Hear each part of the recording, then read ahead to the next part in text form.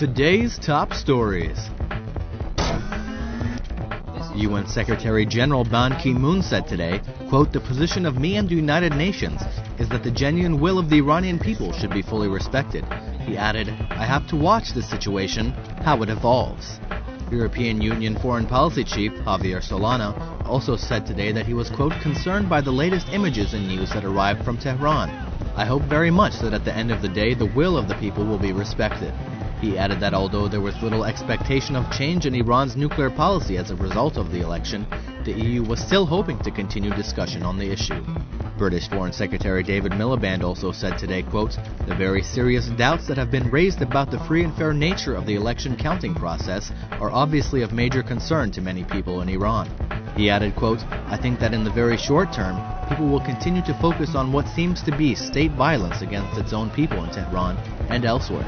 On Sunday night, German Foreign Minister Frank-Walter Steinmeier said that, quote, "the actions of the Iranian security forces were completely unacceptable," and he called on Iran to look into the allegations of irregularities of the election, quote, "immediately and without delay." Today, Steinmeier summoned Iran's ambassador to Berlin, protesting at the crackdown against the protesters. France's Foreign Ministry spokesman, Éric Chevalier, said yesterday that Iran's ambassador to France was summoned in view of the situation in Iran.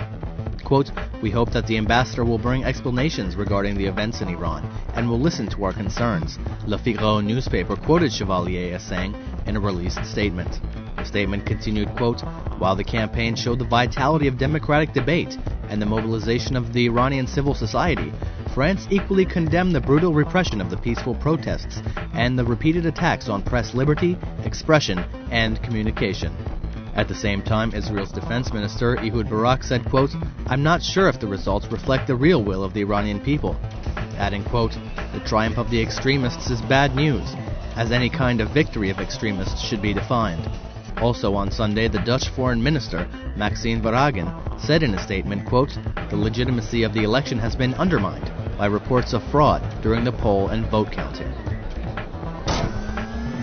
Iranians have been protesting the disputed re-election victory of Iran's President Mahmoud Ahmadinejad in many cities around the world, from Los Angeles to New York, Dubai, The Hague, and Kuala Lumpur, where, according to AFP, the police fired tear gas at protesters.